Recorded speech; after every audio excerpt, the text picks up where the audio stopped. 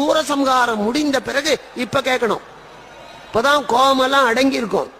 திருச்செந்தூர்ல இப்ப முடிஞ்ச உடனே சாமி இப்படி வரமாட்டார், நேர கடலுக்கு கொண்டு போய் குளிக்க வச்சிருவாங்க.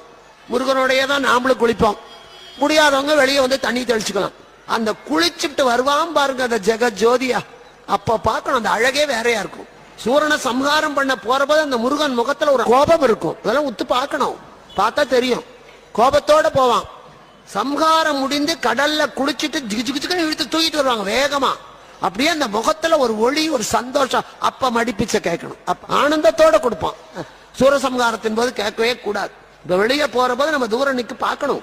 மனசுக்குள்ள நினைக்கணும், எங்கிட்ட இருக்கிற தீமையை எல்லாம் சம்ஹாரம் பண்ணிடு, சுத்திலே இருக்கிற தீமைகளை எல்லாம் அழித்து விடு முருகா, நிம்மதியத்தா.